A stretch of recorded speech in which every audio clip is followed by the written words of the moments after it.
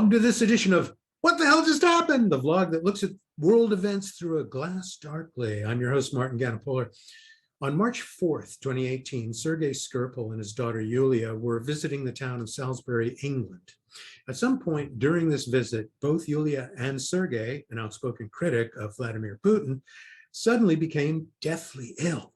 And even though Salisbury is known mostly for a bland yet chewy type of hamburger served with brown gravy, it wasn't a case of food poisoning that laid him up. It was a rare nerve agent used exclusively by Russian assassins called Novichok.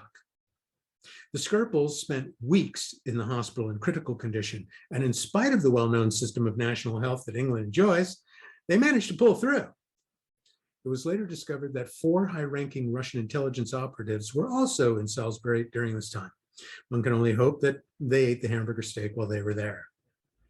In the shitstorm that followed, the British government expelled a raft of Russian diplomats from England. This crime was just one of many that Putin has committed during his tenure as dictator of Russia. But the sheer brazenness of this attempted murder on foreign soil sets this dickhead apart from all the other sadistic strongmen who run other regimes in our world.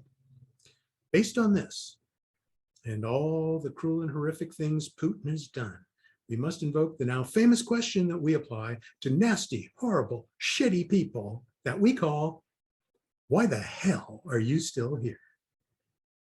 You don't need to dig too deeply into the history of Vlad the Mad to really hate his ass. Putin began his career as a military intelligence agent with the KGB in 1975 at the age of 23. For 16 years, he ran a secret cell in Eastern Germany that rounded up and disappeared dissidents there. Because of how ruthless he was, things went super well for this slippery little fuck until the end of the Soviet regime and the fall of the Berlin Wall. In the aftermath of that, he went back to Moscow and started to suck up to then President Yeltsin, a drunken fool who had already entered into a bloody and pointless war with Chechnya. Yeltsin was only too happy to hand things over to little Vladimir so that he could continue to party like it was 1999. Such is the seductive power of Stoli vodka martinis. In 1999, Putin wormed his way into the premiership of Russia, followed by the presidency, which he has held since that time. During his reign of terror, Putin has been and still is the capo di tutti capi of Russia. If you wanted to run any business, or I don't know, build a big apartment building with your name on it in Moscow, you had to kick back 50% to Vlad, or do him a lot of other favors at his demand. And if you didn't, well, you went to the Gulag, where opposition leader Alexei Navalny now resides, or to Siberia, or like the Skripals and Navalny both, you just got real sick and maybe you died.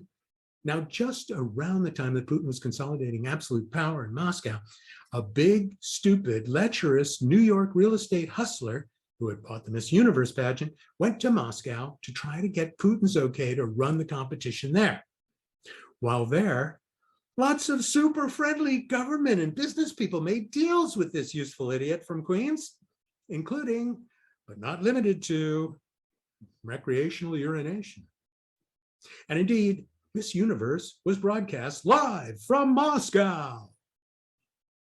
Subsequently, like a miracle from above, Russian oligarchs bought properties in cash from New York to Florida from this very charming orange-faced swindler.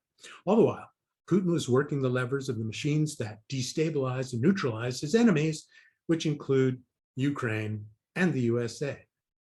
Because he openly supported the presidential campaign of the Miss Universe jerk-off, who had never even so much as run for dog catcher of Queens, the 45th president of the United States remained on the Kremlin payroll throughout his presidency. And indeed, he still is. He also insisted that all the other loyal Republicans support Putin as well, ranging from the followers of QAnon all the way up the food chain to state and federal politicians. But then, despite the attempted insurrection and coup, Biden got elected president in 2020. And this put a little crimp in Putin's plans. Now that he's invaded the sovereign democracy of Ukraine, it seems to have begun a reversal of fortune for the little prick from Leningrad.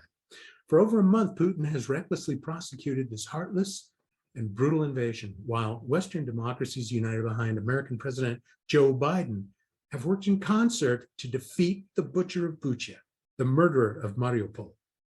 The result, the Russian ruble's now worth 20% of what it was a month ago. Russian military losses are clocking in at over 15,000 dead and many more wounded. More than 10 million Ukrainians have had to flee their homeland to safety, while every man under the age of 60 in Ukraine has been given arms and training to resist the Russian military in a guerrilla-style counteroffensive. And it seems to be working.